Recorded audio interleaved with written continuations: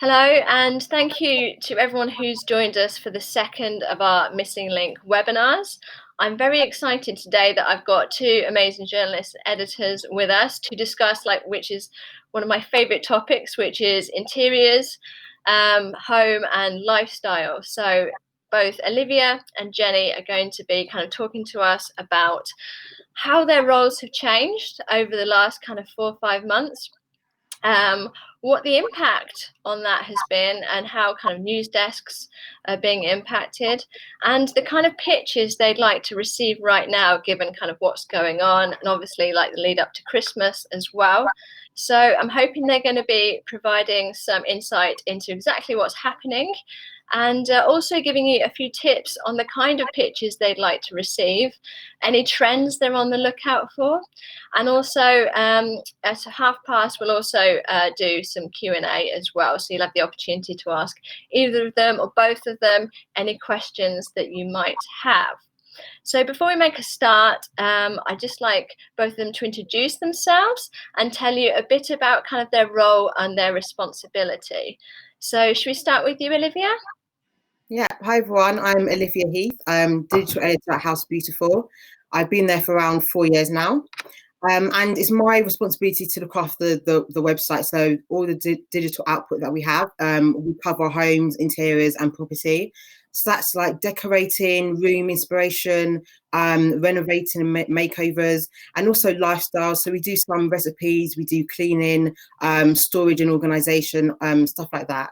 I'm also in charge of social. So all of our social media channels from Instagram, Facebook, Pinterest, Twitter, and I'm in charge of the newsletter as well. And I liaise with the commercial teams for any commercial opportunities that we have, and also with the print team for our licensing range as we work with loads of partners.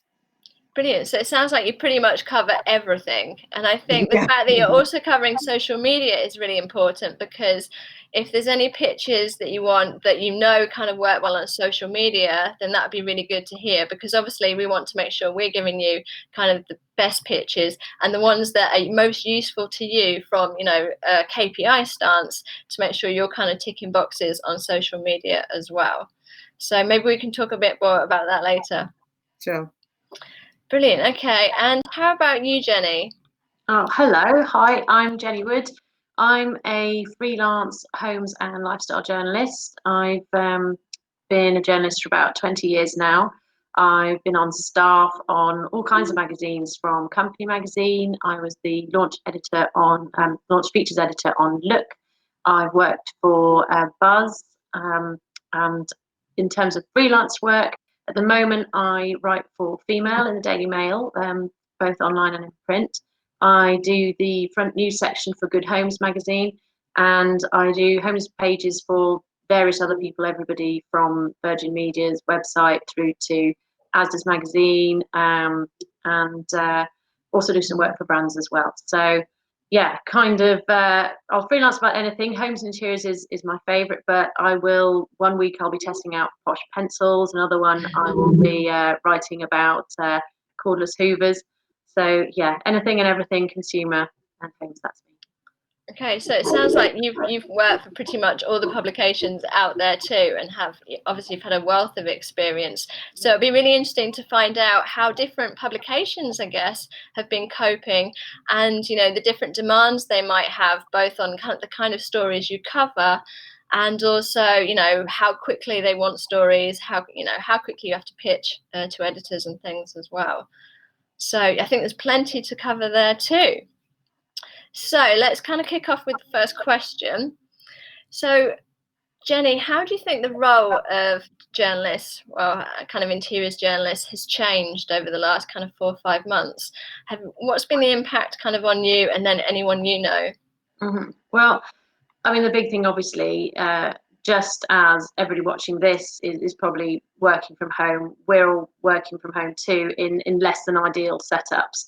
On rubbish laptops, with crap internet, and children running in and out occasionally. And so yeah, we're all in that situation too. And those who've been able to go back to the office, they're not necessarily in the office full time. There's not necessarily a fully staffed office, and they've not necessarily got you know, all the resources and things that they would normally have. And we can't get out and about to events and launches. We obviously can't go and meet PRs. We can't go and tour showrooms. We can't get out and sort of see and feel and touch products anymore. Shoots are trickier.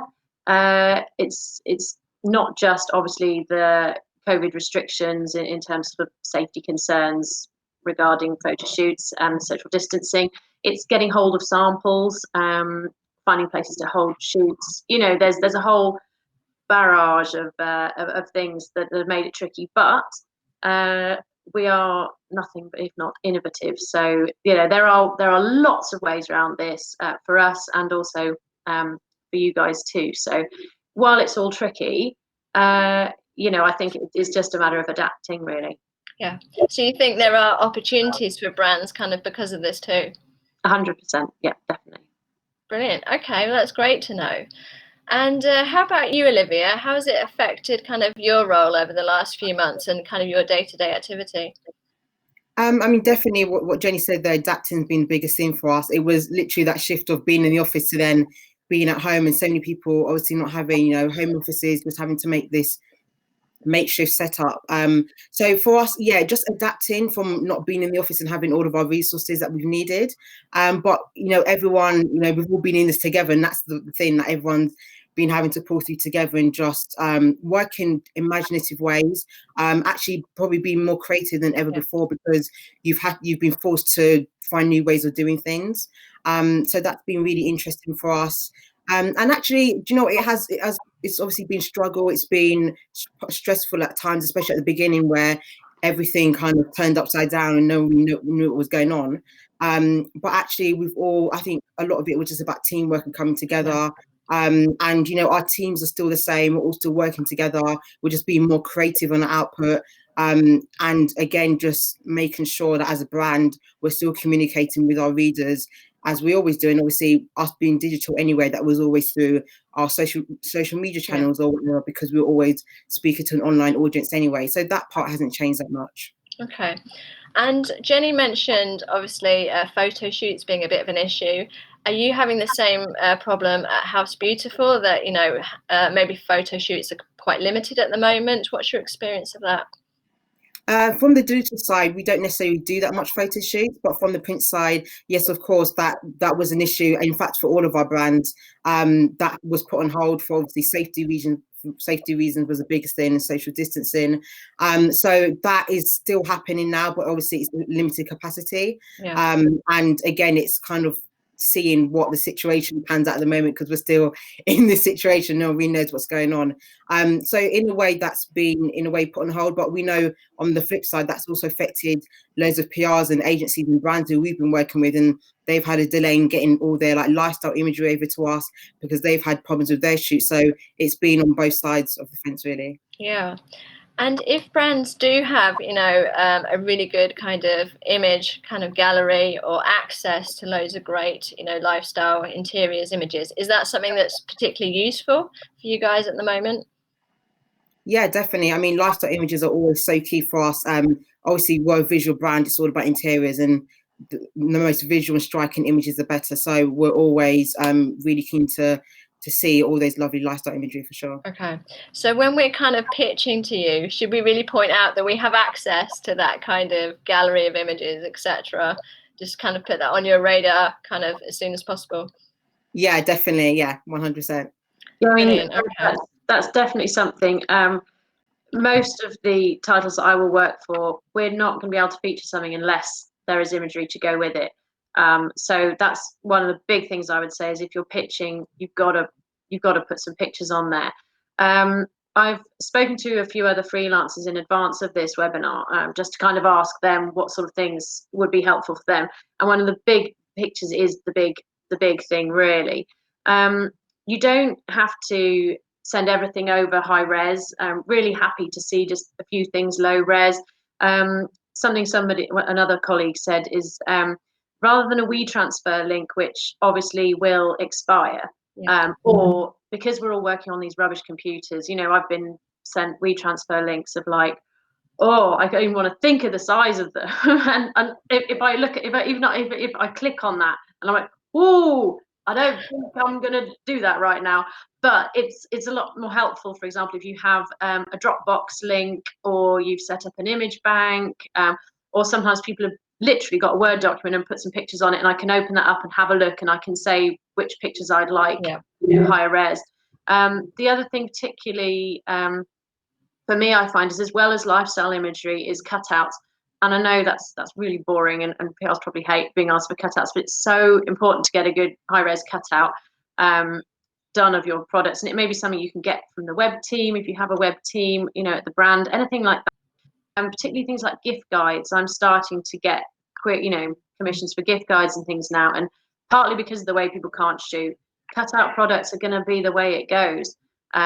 So, if you've got cutouts, that really is helpful. And the other thing another of my colleagues said is, if you're able to label them, our dream would be to have the name of the product as in the way it is on the website. So not just purple chair, but if it's the, I don't know, Ophelia plum chair, that would be great. Ophelia plum chair, £395, sofa.com. Yeah. If I could have all those three things on the label, I would love you forever. Because the minute I get any pictures sent through to me, that's exactly what I'm doing. I'm downloading them and I'm labeling them like that, so that because I have so much stuff on my computer. Yeah. So if you're able to label your images as well, that would be fantastic, rather than just, most of the time I just get a number on the bottom of it and I have to try and remember which brand it came from and all of that kind of thing. So yeah, definitely great if it is and you tell us you've got images, but if you can label them, and as I said, you don't necessarily need to feel you need to show us everything all at once, but if you can show us a selection, then we'll know if it's something we want to take further.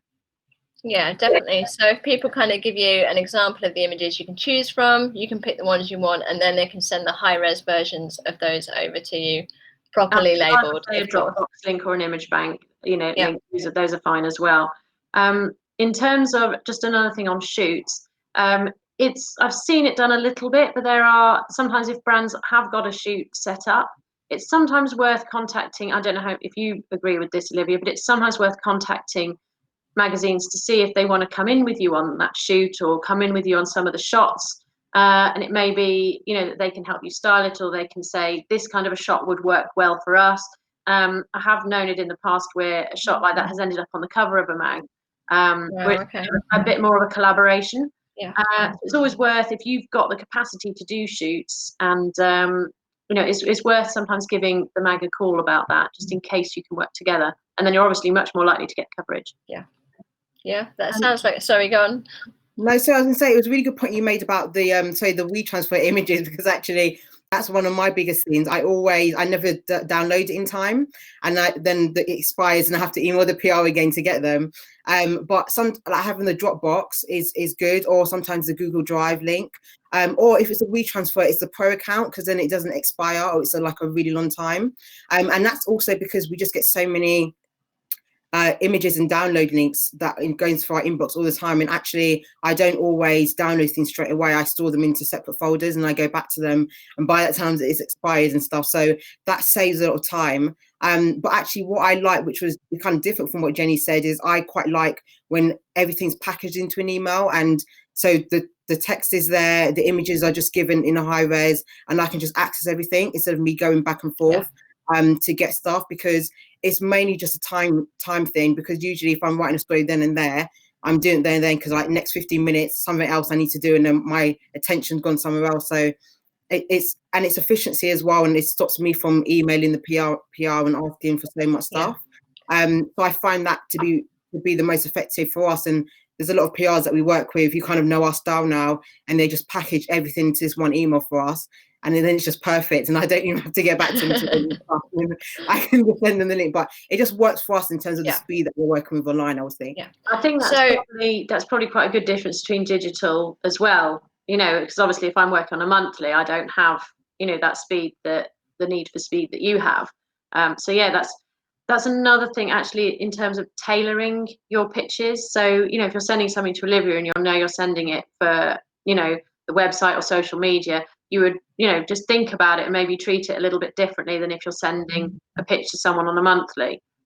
that's what another thing as well is sort of personalizing your emails a little bit. I know it's really hard and you've probably got hundreds of people you're sending it to, but if you can try and think of the target market and who your, you know, who your product, really sort of targeted pitches, really personalizing the emails a little bit, that is much more likely to get cut through, I think.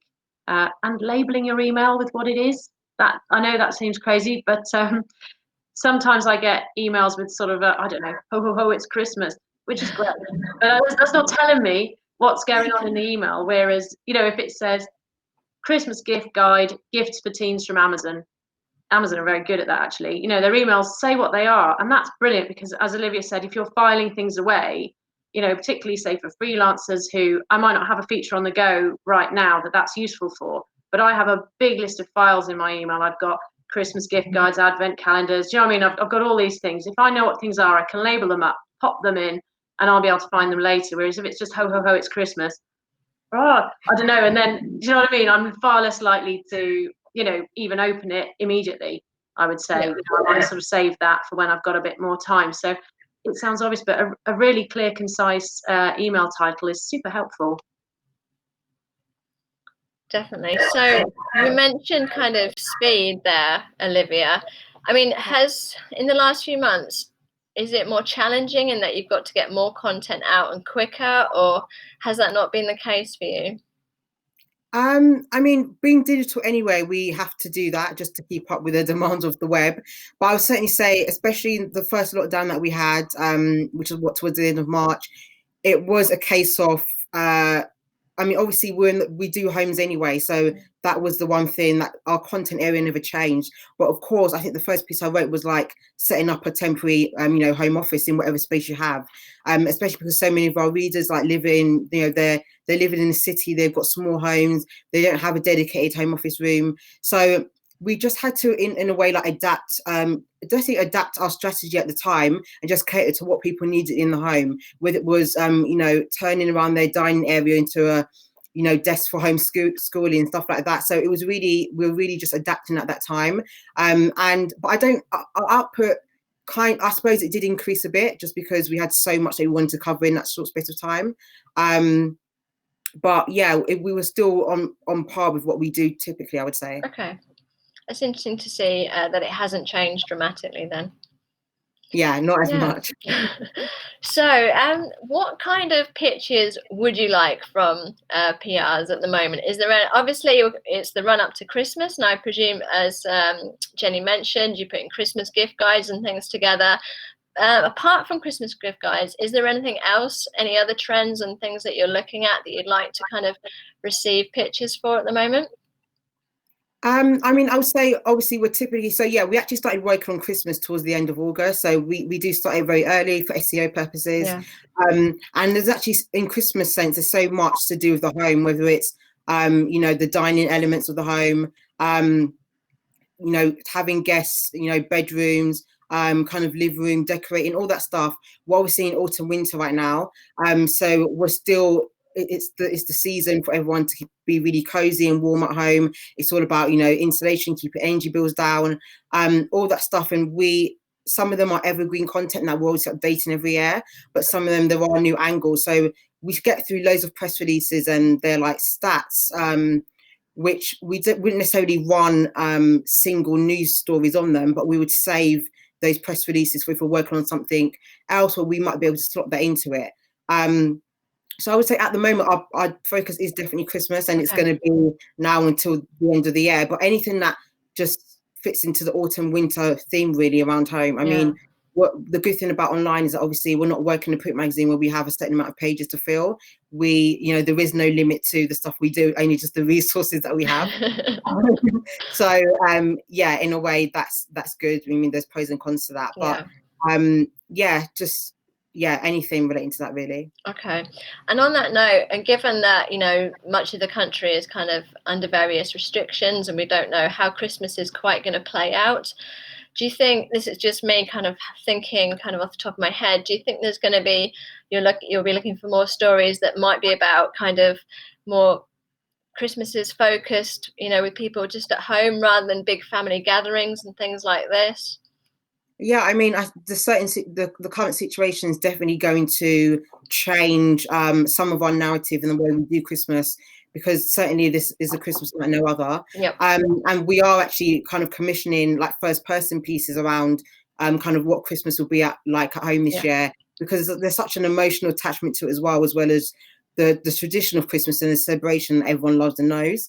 And yes, certainly there's going to be more of a focus maybe on virtual dinner party celebrations, as well as having smaller numbers in the home. That is certainly going to look more and more likely. So content around that is certainly fine. Again, what we do whenever we get press releases, we really like go through and just pick and choose those segments, whether it's a quote, whether it's a stat that we can put into a bigger piece, because typically we turn them into like bigger features for our audience, so that they're actually getting really like good takeaways, and at the end of the article we're giving them something to do or something to, we've inspired them with content.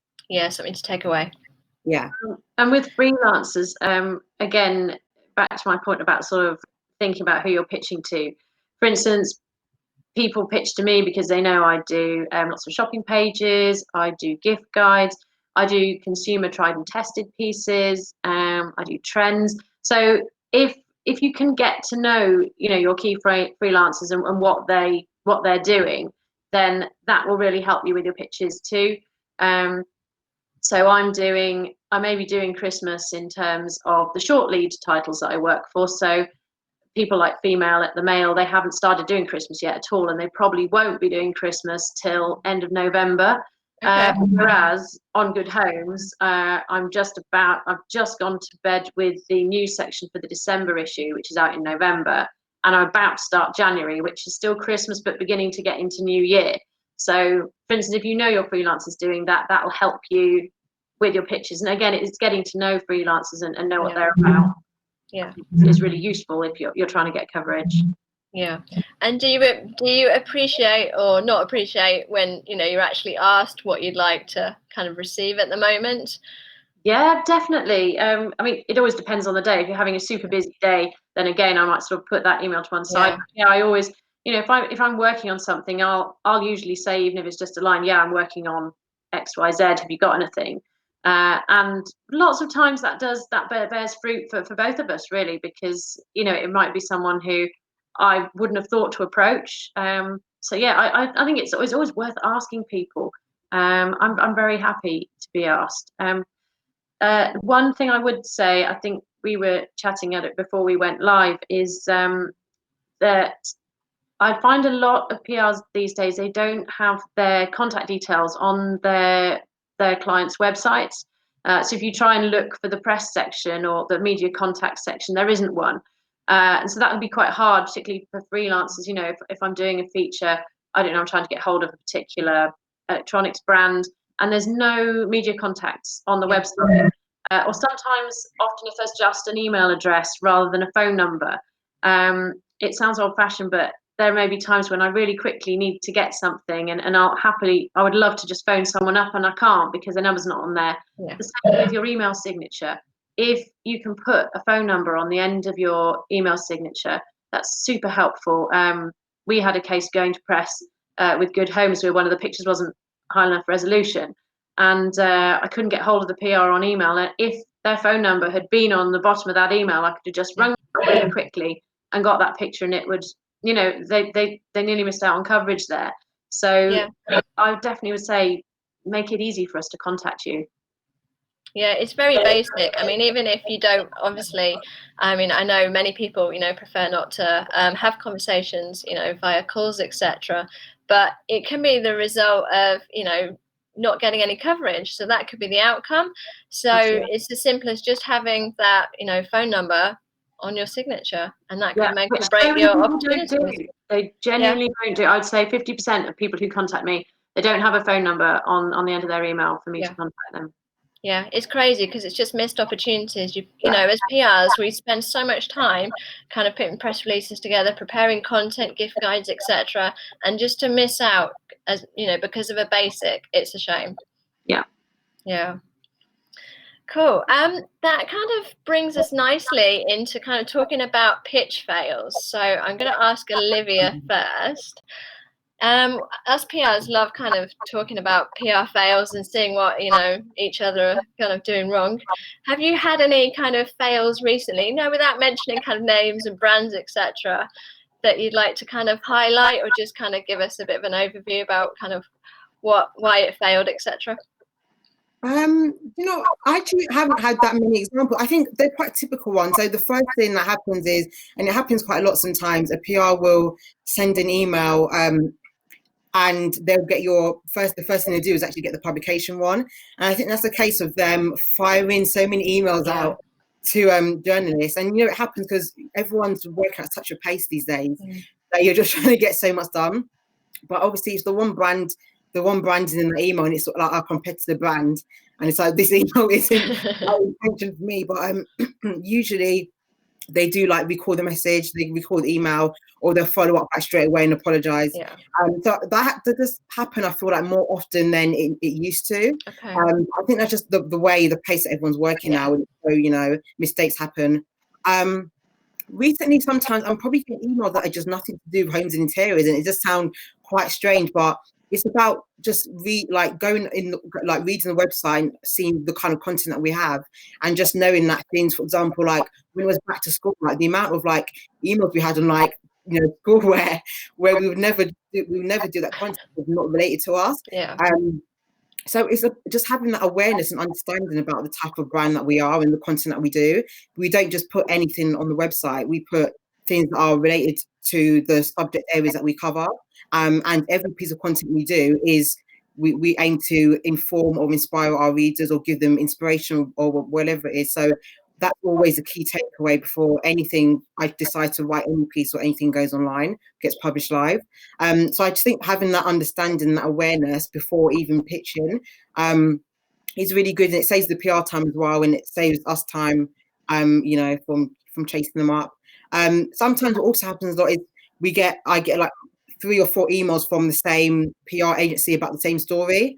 So I think that's mainly just a communication thing, but then like there's obviously some overlap because no one knows that I've already been sent the story, and I may have even put it up and then no one's seen it, but then I get 3 more emails saying, oh, do you want to run the story? So is that by different people at the same PR agency? Yeah, and that does happen. That does happen quite a lot, I find. And I'm probably on obviously all of their mailing lists as well. But I just noticed that does happen quite a lot. Okay, interesting to hear. And how about you, Jenny? Have you had any pitch fails recently? Not particularly bad. Having said that, I like to have phone numbers. There was one PR who would ring me. I think it must have been every time she wanted to do a press release, because it was 3 times a week at one point. And the other thing was, it was something completely irrelevant to everything that I write about. And I'm a nice, polite person, so every time she would ring, I would be like, oh, thanks, that's really useful, but no. But then she would ring literally 2 days later. So in the end, I admit I did sort of put her number into my phone with don't answer because it's that lady again. And it would always be flashing up. She hasn't rung me recently. The only other thing, it's not really to do with homes. I went to a launch once. It's just a funny story, but it was bad. I went to a launch once where they invited you to bring your kids along because they were launching a new doll. And so dutifully, myself and some other journalists, we all brought our kids along, and they had these dolls out, and they encouraged these are little kids, they're like 5 and 6 and stuff, encouraged them to play with the dolls and dress them up and do their hair and all this sort of thing. And, you know, they told us about the dolls. It was a lovely morning. And then when they went to leave and the girls were holding their dolls, they were like, no, can't take the dolls. But they were saying some people could take the dolls and some people couldn't take the dolls, and it was awful because there were little kids crying, saying, "Well, they gave me this doll and now I can't have the doll." It was awful. It was really bad, and the people who were allowed to take the dolls felt awful because other people couldn't take the dolls, and the people who couldn't take the dolls had like crying children. It was a mess. Was there any clear reason why some people could take a doll and some people couldn't? Oh, it was just badly organised. I don't know. I think maybe it hadn't been organised by somebody who had kids. That's all I can think. Okay. Some people didn't have kids and didn't know. I mean, even if they'd said at the very beginning, that's absolutely fine. I mean, nobody expects to get anything, but if everybody known in the beginning, you could have primed your kid. Yeah. We're going to play with some dolls. We're going to leave those dolls there. But afterwards, it's really hard to rewind and say that to a 5-year-old. Yeah. That's probably the worst one, I think, PR-wise, that I've had. But yeah. Okay. Interesting. So maybe that's my tip. If it involves kids, get someone who has kids to maybe be involved in the organising of whatever it is that you're doing. That's a good tip. Yeah. And on that, sorry, go on. Yeah. I was going to say, on that note, we're at kind of 5:30 now, and I want to leave kind of plenty of time for questions. But what do you think the opportunities for brands are kind of at the moment for the titles that you're working for? Well, for me, freelance, obviously, I mean, it's as Olivia said, it's Christmas stuff. It's sort of all the cozy winter things. For me, it's always I like to know about new products and new ranges. And obviously, it's very hard for brands. They can't do launches at the moment. So doing a clever virtual launch is obviously an opportunity. I would say on those, they don't need to be very long. You could even have, as someone did the other day, because we can't get out and we can't see and touch products. So samples, good old-fashioned samples. If you want to send me some fabric samples so I can, see the beautiful velvets, that's great. Flooring company sent me a couple of pieces of flooring the other day. That's lovely. It doesn't even have to be a really fancy launch. You could literally have someone in your showroom and video them just for a minute, showing me the new sofa or armchair or whatever, and just doing a little video tour and just having that literally as a little minute video for me to watch. It doesn't need to be big and fancy. There's still ways, that you can help us experience the product without having to actually be there and touch it. Great. Okay, that's a really nice tip. Olivia, how about you? Yeah, definitely. As Jenny said, again, Christmas is one of the biggest opportunities right now for us. But in terms of the type of content, I kind of mentioned before about the stats that we don't really run them as kind of those stats and surveys. We don't always run them as like typical news stories. But some of the best kind of opportunities are when PRs kind of send pictures with like experts in them, and so kind of especially for us, like anything with interior design, styling, all that kind of stuff works, and we can weave that really well into our current pieces, whether it's about decorating a small hallway or anything like that, a small room, or revamping your living room for autumn winter, anything like that where there's like credible interior designer, stylist, anything like that, lighting designer, that works really well because we just weave that into our content really well, and it's organic and it's effortless. So that kind of content works really well across anything that you're going to pitch us, rather than like sending us like latest stats from a new survey. On the other hand, what works really well in terms of stats wise is like products that are selling really well. So like trending things, our audience, they love trends. So if something's selling really well, like we've done a few Christmas pieces already of like these best-selling baubles and decorations or whatever, they do really well because everyone wants to know what are people buying at the moment, and we can turn that into like really good news stories. We can turn them into product galleries even. So those kind of insights are really good for us to turn them into news pieces. Great. Okay, it's a nice selection of opportunities there for brands. So we've got some questions. So the first one is from Emma, and she says, "Hi ladies, could you share what features you have coming up? What topics you'll be working on?" Actually, I think you guys have just covered that because we've kind of talked about kind of Christmas and having like virtual Christmas, etc. So, oh, hang on. So I've got a question here from Eva, and she says, "Hi, coming up to Christmas, would you prefer data-led campaigns or product-led campaigns? Is there a preference, or is it just again a mix of both of those things?"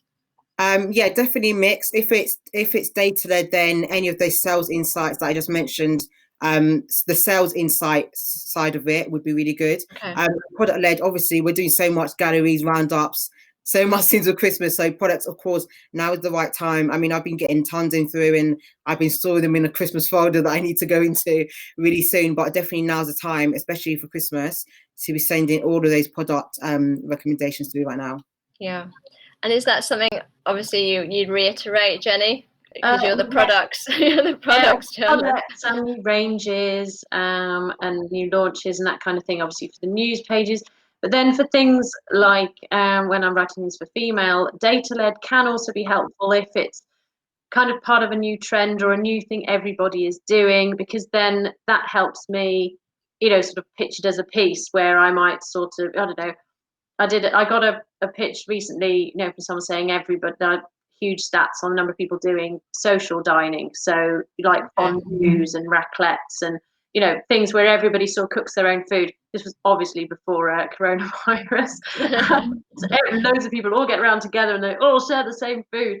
So yeah, sounds like another world. But so someone who made a raclette sent me a big feature with loads of stats about how it's a big thing in Europe and everybody's doing it now here and the sales have gone up by X%.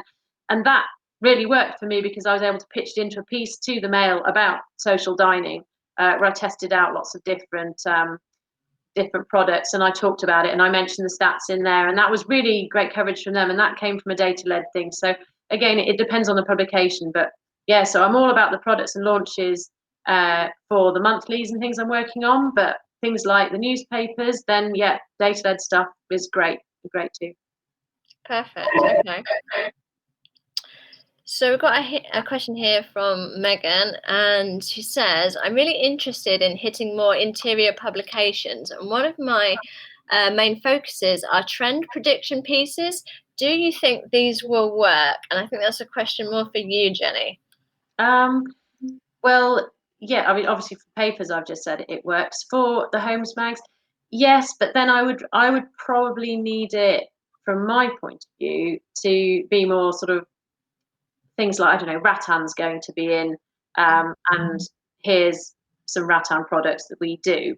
And then that will help me. I can look for other Rattan products, and then, you know, if there's a feature. Trend predictions, I suppose, for the more editorial side, and obviously my on-staff colleagues would probably, and the people who do those pages would probably say better. And in fact, Olivia can probably say better than that. It's worth knowing, but I think a lot of the in-house people will probably be doing some of that themselves. So definitely from a product point of view, in terms of, yeah, the sort of bigger editorial pieces, maybe less so. Okay. But Olivia may have a complete different, particularly for digital. Yeah, no, definitely the trend prediction for us. I mean, of course, we're always doing the trends in a way, and we're always working on that. So, but if there was any additional things, definitely send them through. Like, please don't feel that you shouldn't or you can't. It's always really useful for us. We might be able to use it within a trend piece that we're working on, because we're constantly like doing trend looks anyway on a regular basis. But it can definitely be something we can use. It might even end up being a new product gallery that we run. So yeah, we definitely encourage you to send it through if you had any of those. Brilliant. Okay, so that sounds quite positive predictions. Okay, so I got one from Emma, and she says, do you guys prefer affiliated links to normal links? I suppose it depends. We have at Hearst, we work with Skimlink, so we have kind of the whole affiliate network where we work with some retailers, but I also link to, you know, some artisans, independent shops as well who aren't that. So I don't necessarily have a preference. At the end of the day, we're all about giving the inspiration to readers, regardless of what that is. But of course, yes, I send it through regardless, I would say. We have our own network that we work with for affiliates, but we also have an equal amount that we don't do as well. Okay, cool. I've got another one here. How much of a focus are you putting on sustainability in interiors currently, and would you welcome pictures around this topic? Yeah, 100%. I mean, it's one of the biggest, well, I won't really say trend because it's been for a while now, but definitely more and more people are wanting to become, you know, greener in the home, make more sustainable choices, more eco-friendly choices in the home. We ran a campaign actually on the website sometime last year, kind of introducing our readers more about the small changes they can make to live a more sustainable lifestyle. And definitely this is going to be a growing area for us. So if you have any like pictures or any ideas around that, definitely send them through, because it's such a growing area. More people are making that effort to become more eco-friendly. Yeah, and that's perfect. Definitely. Okay. Is that something that is a focus for you? Massively. we always have sort of in Good Homes, you have the eco swap sort of section where it's swap one thing in your life for something more eco-friendly. I've in my Christmas issue that I've just finished working on, there's loads of eco things. I'm really interested in that. It's a topic that I'm kind of writing a lot about at the moment. The Mail, they've got their War on Plastic campaign, so they're always keen to hear sustainable stuff. So it's the way forward, and I think it's welcome. I'd love to see more of that all across the board, really. So definitely, yeah, send it on through. Okay. I think you're both about to receive a lot of sustainability pictures. Cool. Okay. What else have I got here? So I've got a question from Chloe, and her question is for Olivia, and she said, would you like PRs to contact you to kind of introduce them to their client as an interior expert, and to be kind of considered if you need kind of quick comments, etc.? Or is it just better to send over content as and when you think it's relevant? No, it's definitely useful to have that introductory email so I can see your client list. I mean, that's great for us because there's so many, sometimes I'm not aware. I mean, we work with obviously so many PRs, but sometimes I'm not aware of exactly who's dealing with what, especially for the smaller brands. So that's always really useful, and I can keep that on file. And especially like there's loads of PRs that email me and say, we've got this on offer, we can give you so-and-so. And it's always good to know that I can always quickly pin them an email and get that last minute comment. And a lot of the stuff we do just because we're working online, sometimes it is so last minute. Where I just need something like in the next like 30 minutes or a couple of hours. So it's really useful to know that if you can provide that, then I can go to you and follow that up. So definitely. Great. Okay. What else? We've got quite a few questions coming in now. I've got a question from Sarah here, and this is probably for both of you. Is there more of a focus on small independents at the moment, kind of given what's going on for the economy, etc.? I would definitely say, I mean, we've always done our best to champion that. And I think especially so what's happening at the moment, you know, where they are actually probably needing more help than others, because the high street is always, it's kind of what everyone knows, isn't it? Especially the big brands, and we think about department stores, etc. They always get the coverage. But I would say that in equal measure, yeah, we always do it. And yes, we definitely, especially at Christmas time, we definitely want to do that. Promote shopping more in your local high street, for example. And if you have those brands that you work with and they are the smaller ones, then that's great, and definitely do let us know that. Because yeah, we'd love to feature them and, you know, give them, you know, promote them and give them some publicity in the same way that we would all the big giants that we feature a lot as well. Great. Okay. And do you kind of reiterate that, Jenny? Yeah, definitely. I'm always interested because it's things that are new and interesting and different, and that we won't have seen before. Particularly for news pages and gift guides and anything like that. It's great to see, you know, sort of more unique, different, interesting things. I'm all about things that people haven't heard of before, and I'm a big advocate for shopping small. So definitely would love to hear things from small independents that, you know, they can do things really well and really cleverly. For instance, I think one of my colleagues said they got a face mask made out of someone's fabric sample as a way of production. Yes, really good, really nice, and they're walking around with that now on their face all day long. I think that, you know, the sort of originality and innovation that can come from small designers and makers and independents is brilliant. I'd love to see more of it, definitely. Okay, I think we've got time for one last question. So this one's from Alex, and they say, how much of an interest are the backstories behind a brand? I have an interior design client run by 3 brothers. Sorry, I'm so blind, I've struggled to read things, which I think could be an angle, but not sure how much of an interest this might be. It depends what the story is, but I've pitched pieces that have worked on that. So yeah, if there is an interesting backstory, I mean, it's always good to know your client's backstory, to be honest. It is definitely another way in. I've done things in the Mail before on people's backstories and stuff. So I don't know so much for the Homes magazine so much, but definitely, you know, sort of wider, first person or in personal interest features, then definitely, yeah.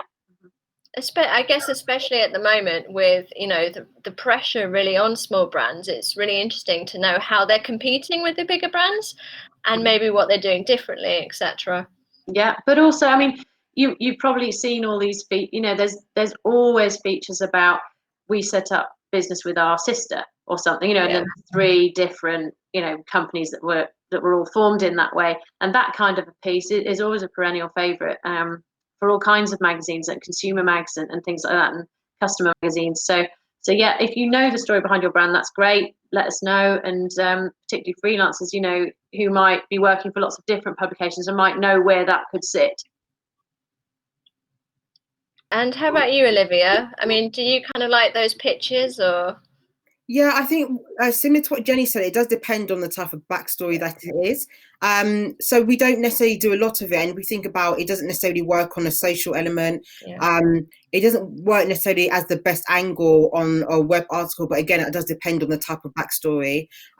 But there could be ways you can go into it with a different angle and then still have the backstory kind of further down the piece. So it just depends on, particularly what that story is.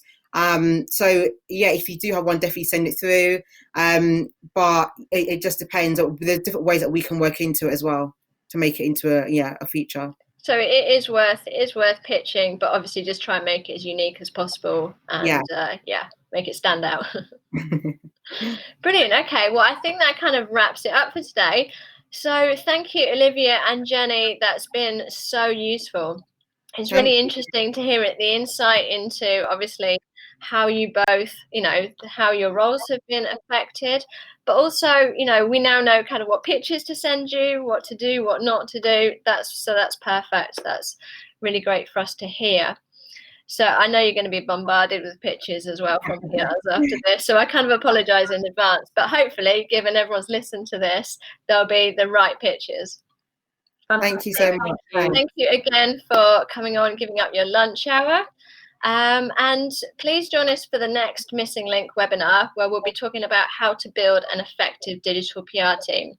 And I will put details of this onto Twitter and LinkedIn later on today. So thank you again for joining us. Thank you to our guests. And hopefully see you very soon on our next webinar. Thank you. Bye. Thanks. Bye.